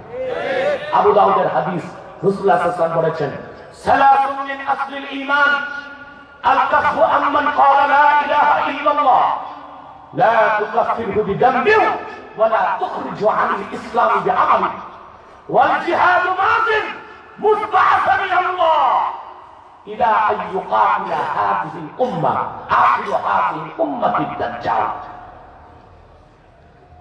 আমি মুহাম্মদ সাল্লাল্লাহু আলাইহি ওয়াসাল্লামকে প্রেরণ করে জিহাদকে ফরজ করা হয়েছে। আমার উম্মতের সেই ব্যক্তি অর্থাৎ ঈসা রুহুল্লাহ কর্তৃক দাজ্জাল হত্যার আগ পর্যন্ত জিহাদ জারি থাকবে। আমরা এটা বিশ্বাস করি, ঠিক আছে? আমেরিকা বলে জিহাদকে সন্ত্রাস, বলে না? কথা বলে। আজকে দিল্লিতে মুসলমানকে জ্বালিয়ে হত্যা করা হচ্ছে। সেই দেশের পুলিশের অস্ত্র মুসলমানের বুকে দাগ করা আছে। দিল্লিতে জানে মসজিদ জ্বালিয়ে দেওয়া হয়েছে। মুসলমান যদি আত্মরক্ষায় দিল্লিতে অস্ত্র হাতে তুলে নেয়, তা সন্ত্রাস হবে না, সেটা জিহাদ হবে। আমাদের আত্মরক্ষাকে তোমরা সন্ত্রাস বলো, আর তোমাদের আগ্রাসনকে তোমরা শান্তি মিশন বলো। আমেরিকা আজকে ঘোষণা করেছে ওয়ার এগেইনস্ট টেররিজম, সন্ত্রাসের বিরুদ্ধে যুদ্ধ। বলতেছে কে সবচেয়ে বড় সন্ত্রাসী? এটা হলো চোরের মার বড় গলা। আর সমস্ত সন্ত্রাসকে সে বৈধতা দিচ্ছে বিশ্ব শান্তি সংস্থার মাধ্যমে। এটা বিশ্ব শান্তি সংস্থা তৈরি করে সকল অশান্তির ব্যবস্থা। আচ্ছা বলেন তো ভাই, ব্যাংকের তালার চাবি চোরের হাতে, টাকা পয়সা কতটুকু রাখো? বিশ্ব শান্তি সংস্থার দায়িত্ব সবচেয়ে বড় সন্ত্রাসীর হাতে। আমি বলে থাকি শুটকির নৌকা, বিড়াল হলো মাঝি। শুটকির নৌকা মাঝিকে বিড়াল, ঠিক কিনা? এই আমেরিকা সবচেয়ে বড় সন্ত্রাসী দেশ, ঠিক কিনা বলো? আমি একটা তথ্য দিচ্ছি আপনাদের। 1990 সালে আমেরিকাতে এক মার্কিন নাগরিক একটা বিড়াল হত্যা করলো। সে দেশের আদালত জরিমানা করলো তাকে $৬,০০০। মারছে কি? জরিমানা কত?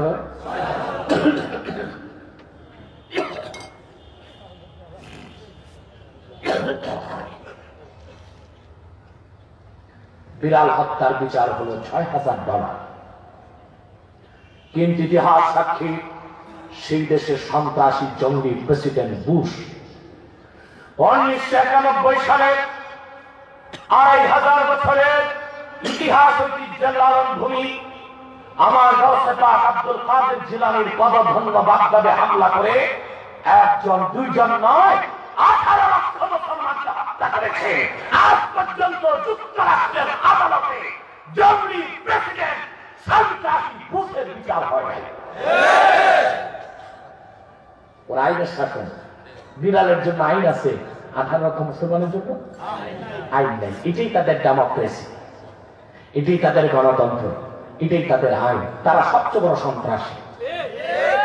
মুসলমানের সাথে জিহাদের সাথে সন্ত্রাসের কোন সম্পর্ক নেই, কোন সম্পর্ক। মনে রাখবেন, জিহাদ হলো ডাক্তারি, আর আমেরিকা যেটা করে যুদ্ধ, এটা হলো ডাকাতি। দুটো কি এক? যারা বলেন এক। আপনি পেট ব্যথা রাতের 12টায় আসাদ গেট দিয়ে যারা দাঁড়িয়েছেন পিজি হসপিটাল যাবেন, রাত 2টার পর কিছু আমাদের এলাকার যুবক আছে না, সোনার সন্তানগুলো বের হয়, রাত 2টার আগে দেখা যায় না। এরা একজন ধরে পেট ফেরে পকেট থেকে 1 লাখ টাকা নিয়ে গেছে। কোন রকম আপনি পেটের ঘুরি ধরে হসপিটাল গেছেন, সেলাই টেলাই করছে, ভালো হয়ে গেছে। তা আমাদের দেশের ডাক্তাররা আবার বিশ্ববিখ্যাত ডাক্তার, ওনারা অপারেশনের সময় গজ সুই সুতা ভিতরেই রাখা গেছে না। আমাদের দেশের একটা বড় হসপিটাল থেকে রুগী ফেরত গেছে সিঙ্গাপুর, বাংলাদেশের ডাক্তার বলছে যে আপনার কলিজায় তেলাপোকা ঢুকছে। কলিজায় তেলাপোকা ঢুকছে, এটা অন্য কথা, ঢুকছে কোন দিক দিয়ে? সিঙ্গাপুরের ডাক্তারকে তোমাদের দেশে ডাক্তারদের ব্রেনের চিকিৎসা করা দরকার। কলিজায় তেলাপোকা ঢুকে নাই, যে মেশিনের পরীক্ষা করছে ওদের ভিতর তেলাপোকা ঢুকছে। তারপর আমাদের ডাক্তারদের কি ডাক, রুগী গেলে কথা কয় না। বড় ডাক্তার তো অ্যাসিস্ট্যান্ট বসায় রাখে, ওটার সাথে কথা বলতে হয়। উনি প্রেসক্রিপশন দেখে সাইন করে ভিজিটটা রেখে দেয়। আমাদেরকে এরা সেবা দিচ্ছে, কি দিচ্ছে? সেবা দিচ্ছে। আর রুগী যদি একবার আইসিইউতে ঢুকতে পারে শেষ, বাড়ি ঘর বিক্রি করতে হবে। রুগী মারা গেছে 3 দিন আগে, ভেন্টিলেশন দিয়ে ফুসফুস করে 1 রাত গেলে তো 40,000, ঠিক না? অন্তত মরা লাশ দিয়ে যদি লাখ দেড়ে খাওয়া যায়, এর চেয়ে ভালো ব্যবসা আছে?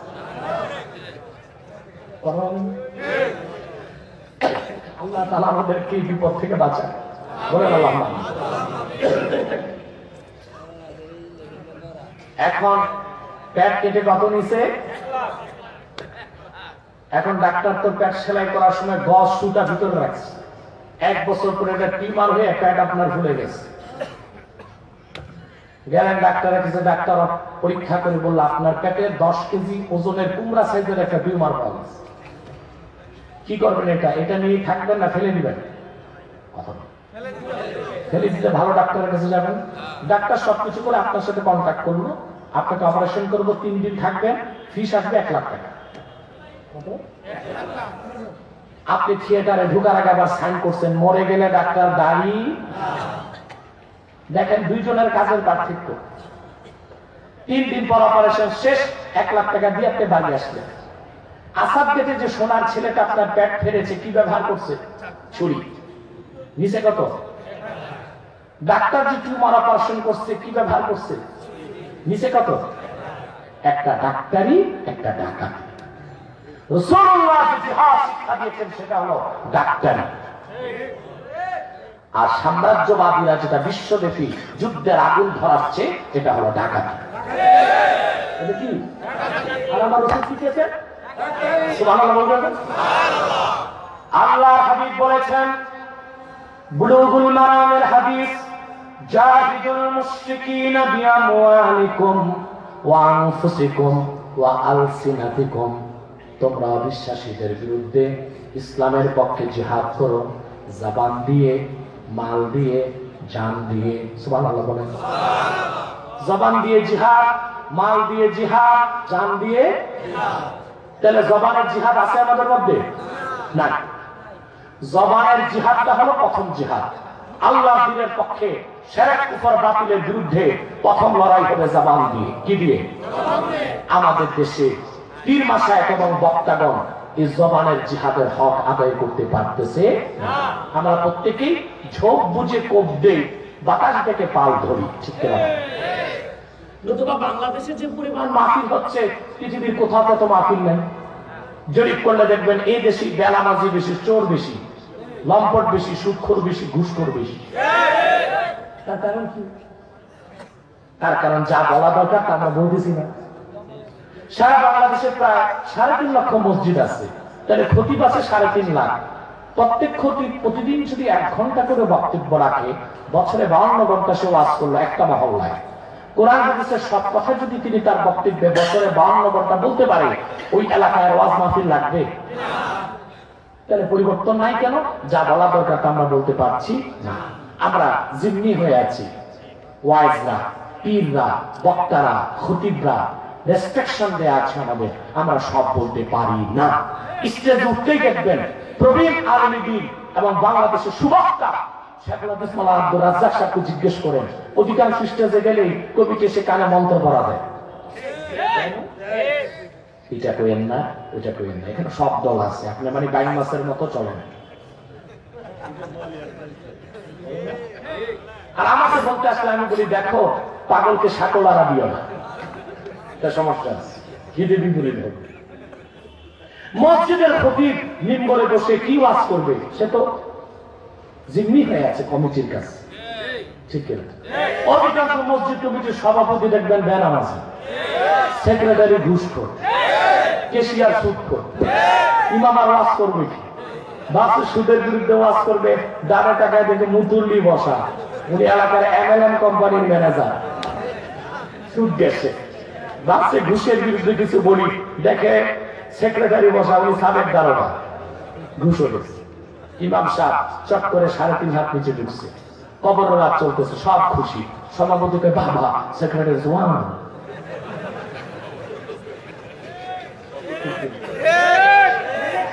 ভাই সাহেব, আল্লাহর দ্বীনের পক্ষে যত কথা আছে সব বলতে হবে, এটা হলো জবানের জিহাদ।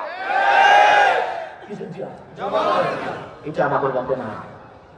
আমরা যদি বলতাম, তাহলে আমরা আমাদের প্রশাসনকে দায়ী করি, অভিভাবকদের দায়ী করি, তাদের দোষ কতটুকু আমাদের চেয়ে কম, আমরা তাদেরকে বুঝাতে পারি, ইসলাম তাদেরকে শিখাতে পারি না। তাদের সংস্পর্শে যে আমরা দুনিয়াতে হাসিল করতেছি, দিনটা পৌঁছাইতে পারি না। প্রথম জিহাদ কি? সুবহানাল্লাহ বলবেন। তারপরে দিনের জন্য মা, তারপর প্রয়োজনে জান। সুবহানাল্লাহ। এই 3 পদ্ধতিতে জিহাদ ফি সাবিলিল্লাহ করতে হবে। করবে কে? সাদিকিন। কি করবে? আমার ভাই সব, জিহাদ কত বাস্তবতা অনিবার্য তার একটা দৃষ্টান্ত দিব আমি, বলবো? এই যে বাংলাদেশ, আমরা আমাদের সরকারকে বুঝাইতে পারি না জিহাদ কি জিনিস। যদি বুঝাই তো তারাও বলবে সব জিহাদের ট্রেনিং নিয়ে মুজাহিদ হও। আজকে আমি বুঝাই দিচ্ছি, কারণ আমি জানি, আমি যেখানে যাই DGFI, NSI তারা থাকে, তাদের মাধ্যমে তো মেসেজটা যাবে, ঠিক কিনা? আবার আমাদের আব্দুর রাজ্জাক সাহেব আছে, উনি মন্ত্রীদের বন্ধু বানান, ঠিক কিনা? সম্মানিত শুধু এই যে প্রিয় বাংলাদেশ, ভালোবাসেন না?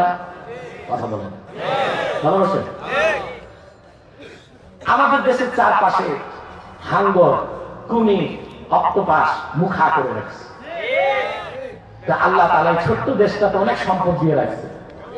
আমাদের দেশে পায়ের তলায় সবই সম্পদ, গ্যাস, আকরিক লোহা, দস্তা, তামা, সোনা, পেট্রোল, অকটেন সব আছে।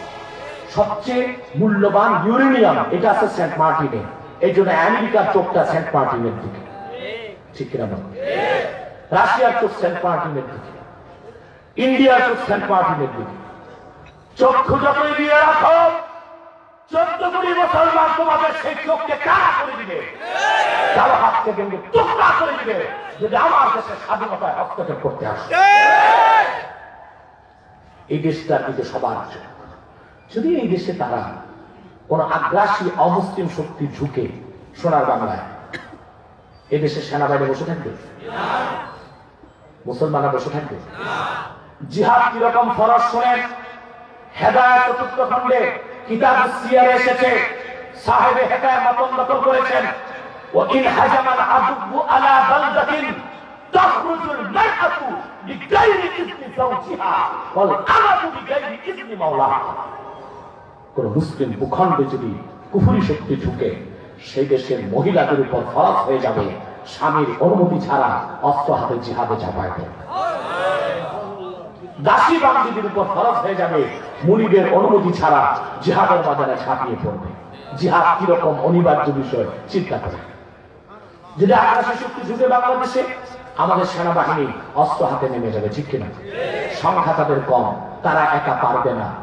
মুসলমানরা বসে থাকবে? আমরা মুসলমানরা অস্ত্র হাতে নেমে যাব। সেনাবাহিনীর উদ্দেশ্য থাকবে দেশের স্বাধীনতা রক্ষা, আর মুসলমান যারা ইমানদার আলেম ওলামা তাদের নিয়ত থাকবে ইসলাম ও মুসলমান রক্ষা। সেনাবাহিনীটা হয়ে যাবে যুদ্ধ, আমাদেরটা হয়ে যাবে জিহাদ। এটা নিয়তের সাথে সম্পর্ক, ভাষার সাথে সম্পর্ক। অতএব আল্লাহ বলেছেন কুনু মা সাদিকিন, সত্যবাদীদের সঙ্গী হও। সত্যবাদী কারা?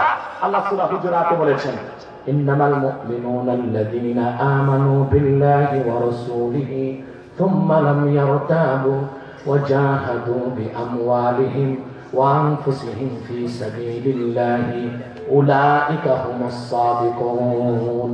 সাদিকুন তারাই যারা ঈমান এনেছে, ইয়াকিন ঠিক করেছে, আল্লাহর পথে জিহাদ করেছে। আমরা সাদিকিন চিনতে পারলাম? বলেন আল্লাহুম্মা আমিন। কামাল্লার পীর সাহেব নিঃসন্দেহে মহতী উদ্যোগ নিয়েছে। এই যে কথাগুলো আমরা বলছি, প্ল্যাটফর্মটা তৈরি করে দিয়েছে। এটা কি জিহাদ হয় নাই? কথা বলে না। এটা কি হকের পক্ষে জিহাদ হয় নাই? আর তিনি ফুরফুরা সিলসিলা, ফুরফুরা একটি হক সিলসিলা। আর ওনার যিনি পীর ছিলেন মরহুম আল্লামা বদিউজ্জামান রহমতুল্লাহ। তিনি 10 বছর বয়সে মাওলানা হাফেজ আহমদ জনপুর রহমতুল্লাহর কাছে বায়াত নিয়েছিলেন। পরবর্তীতে ফুরফুরার আবু বকর সিদ্দিক রহমতুল্লাহর কাছে বায়াত নিয়েছিলেন। এই মদিনার জামাত কারামাতুল জনপুর রহমতুল্লাহর তাওয়াজ্জু পেয়েছে, ফুরফুরার তাওয়াজ্জু পেয়েছে।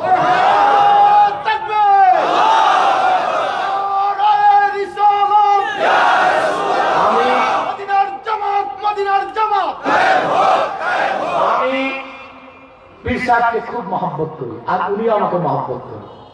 এটা কোনো রক্তের সম্পর্ক না, এটা তাসাউফের সম্পর্ক, আত্মিক সম্পর্ক, ঠিক কিনা? তরিকতপন্থী সব ভাই ভাই। ওনার সাহেবজাদারা অত্যন্ত মুআদ্দাব এবং বিনয়ী। আমি কোন পীরের সন্তানকে এত আদবদার দেখি নাই। ওনার বড় সাহেবজাদা মাওলানা সাইফুর রহমান, মেজ সাহেবজাদা, ছোট সাহেবজাদা হেদায়েতুল্লাহ, সবগুলো সাহেবজাদা অত্যন্ত বিনয়ী এবং ভদ্র। আল্লাহ পাক যেন তাদেরকে বাপের যোগ্য উত্তরসূরি বানাবেন। আমার কথাগুলো মনে থাকবে? খুব কম সময় কিছু কথা বললাম, এগুলো বাড়ি যাবে তো? আপনার তো সারা রাত পাশ শুনেন, সকালবেলা বিরিয়ানির পোটলা বগল নিয়ে বাড়ি যান। বুড়ি জিজ্ঞেস করে কি কইছে, তো কিচ্ছু মনে নেই, মজা লাগছে।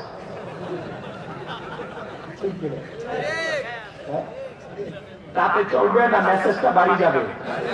সাদাকাল্লাহুল আযীম ওয়া সাদাকা রাসূলুহুন নবিয়্যুল কারীম ওয়া নাহনু আলা যালিকা মিনাশ শাহিদিন ওয়াশ শাকিরিন আলহামদুলিল্লাহি রাব্বিল আলামিন। প্রশ্নটা পীর সাহেবের হাতে দাও, উনি প্রযোজ্য মনে হলে আমি উত্তর দিব। ভাই সব, আমি এবার আমার সাংগঠনিক কিছু দায়িত্ব পালন করে দিই। আপনার এখানে বিভিন্ন দলের লোক আছেন না? বিভিন্ন পীরের মুরিদ আছেন না? আমি আপনাদেরকে করজোর অনুরোধ করবো যে আমাদের অভ্যন্তরীণ কিছু দ্বন্দ্ব থাকবে না? কারো টুপি গোল, কারো লম্বা। তোমরা ভোট করছো কেন? কারো টুপি গোল, কারো টুপি লম্বা, কারো কালো, কারো লম্বা জুব্বা, কারো খাটো জুব্বা, এটি থাকতেই পারে। কি বলেন ভাই সব? এই খুঁটিনাটি বিষয়ে ঝগড়া করবেন না, এটা আমরা ভাইরা নিচায় ফেলবো। আমরা যদি ভিতরে ছোটখাটো বিষয় নিয়ে দ্বন্দ্ব করি, বাইরের শত্রু আমাদের উপর হামলা করবে। এটা মনে থাকবে। এটা আমরা বলে আলাদা ঐক্য হয় না কেন? কিয়ামত পর্যন্ত ঐক্য হবে না। মৌলিক ক্ষেত্রে ঐক্য ছিল, আছে, থাকবে নাকি? মৌলিক ক্ষেত্রে ঐক্য ছিল, আছে, থাকবে। ছোটখাটো বিষয়ে ঐক্য হতে পারে না। একটা ঘরে যদি ভাই 5টা ভাইও থাকে, 5 রকম থাকে। কথা বলে, কেউ ঝাল পছন্দ করে, কেউ টক পছন্দ করে, কিন্তু বাবা মাকে মানার ক্ষেত্রে সব এক। শত্রু আগুন ধরাই কাছে সব ভাই একসাথে বের হবে না। তা আমরা ছোটখাটো বিষয়ে দ্বন্দ্ব থাকলেও 3টা বিষয়ে আমরা এক হয়ে যাই। বুঝেছেন? ইসলাম, মুসলমান, স্বাধীন বাংলাদেশ। ইসলাম, মুসলমান, স্বাধীন বাংলাদেশ, এই 3টা বিষয়ে আমরা সকল দলের মুসলমান, সকল পীরের মুরিদ, সকল মাদ্রাসার ছাত্র, আলিয়া হোক, কওমি হোক, যেটাই হোক, সব আমরা এক হয়ে যাব। কটা বিষয়? ইসলাম, মুসলমান, স্বাধীন বাংলাদেশ। বাংলাদেশ একটি স্বাধীন দেশ। এখানে বিভিন্ন ধর্মের লোকিত আছে না? তারা ধর্ম পালন করে, আমরা বাধা দেই না। তারা তাদের গণ্ডির মধ্যে ধর্ম পালন করবে, এই অধিকার তাদের আছে। কিন্তু কয়েকটি অমুসলিম সম্প্রদায় বাংলাদেশে মাথাচাড়া দিয়েছে। তাদের একমাত্র কাজ মানুষকে ধর্মান্তর করা, কনভার্ট করা। তাদেরকে আমরা ছাড় দিতে পারি না।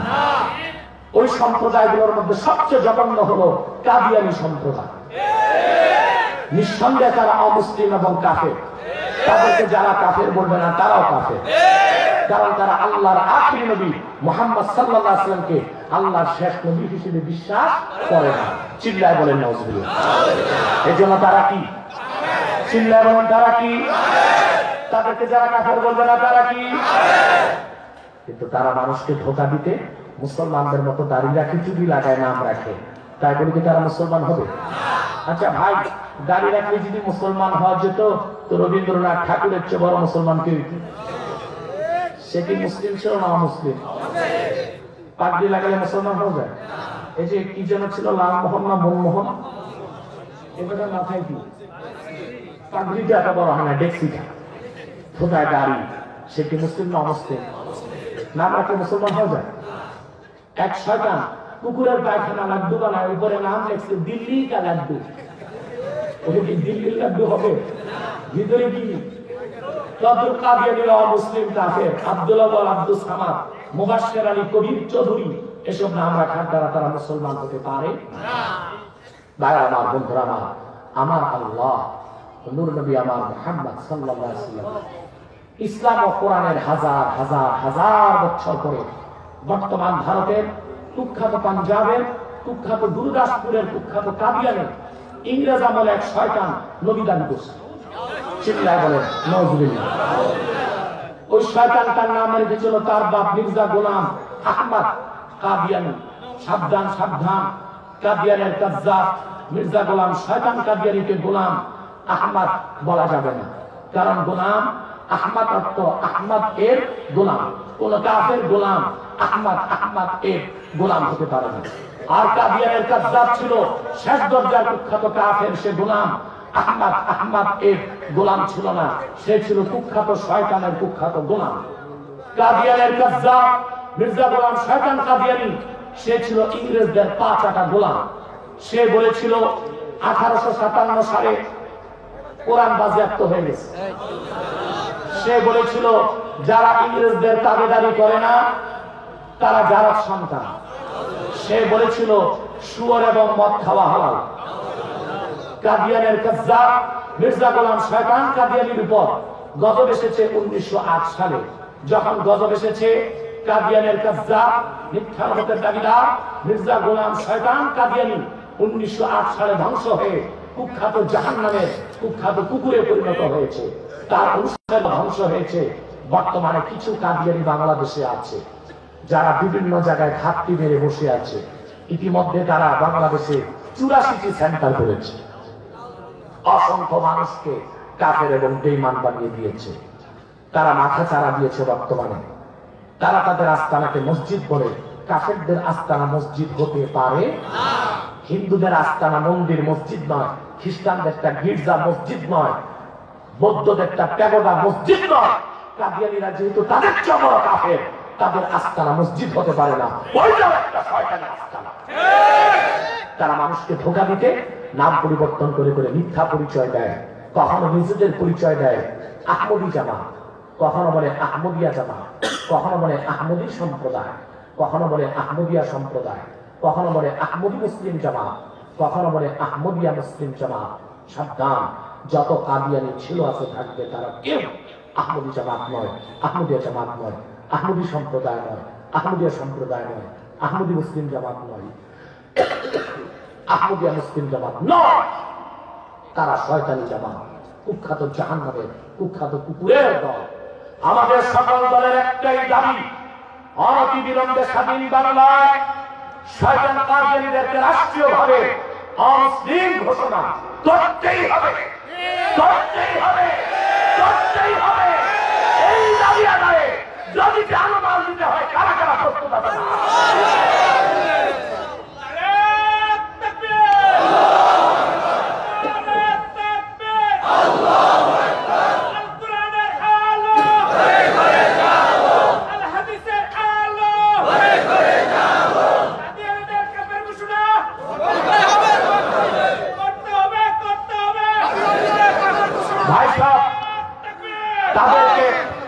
তাদেরকে অর্থনৈতিক সহযোগিতা করবেন না? করেন?